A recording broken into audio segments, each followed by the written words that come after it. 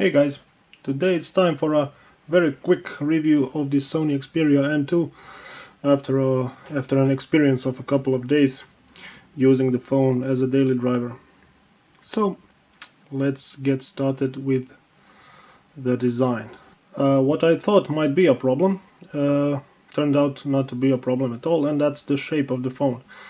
I thought it was, since it's very rectangular, it would poke or be uncomfortable to hold or to put in your pocket, but that hasn't been the case, and I can say the phone is very comfortable to use and to hold and to have in the pocket. Speaking of pockets, if you put your phone right way up in your pocket as I do, you can soon have a lot of lint or pieces of cotton or cloth stuck in these bottom areas, and it just might be an issue.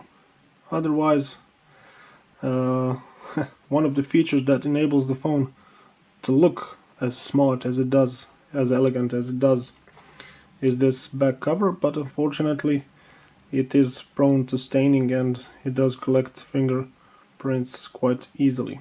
Otherwise, as I said before, the phone is quite elegant. It has its weight, but it isn't heavy at all, so you feel you have a quality product in your hand. Speaking of performance, well, that's an interesting issue. Performance is okay, not great. I would compare it to HTC Desire 620, which I had for review last. I would say the performance of the Sony Xperia M2 is slightly worse. Basically, after a couple of days and after a couple of or a dozen apps installed, I got some lag. Nothing too serious, but still noticeable.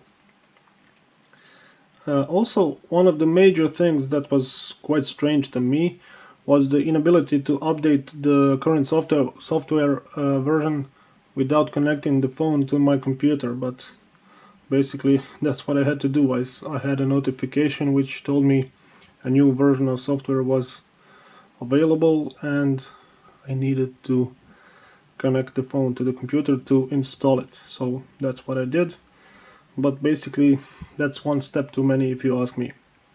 One other thing, since I'm here already, if you pull down this notification drawer, it's currently empty, so I have to click another tab to go to quick settings, and basically there is no settings shortcut in this area.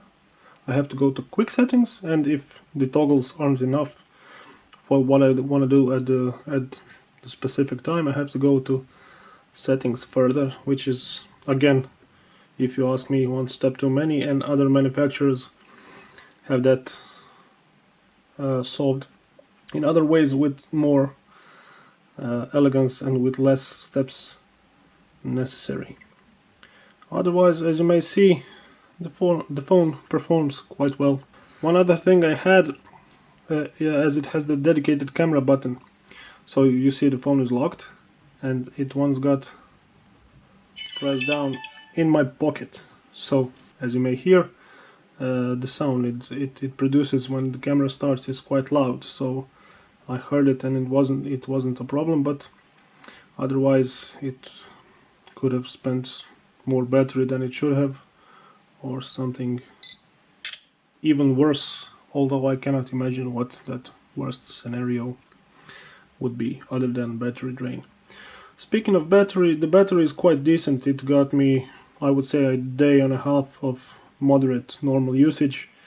As I said before, I usually test the phones by using it as my daily driver, so I charge it over the night, take it with me to work, where I usually do some or do a moderate amount of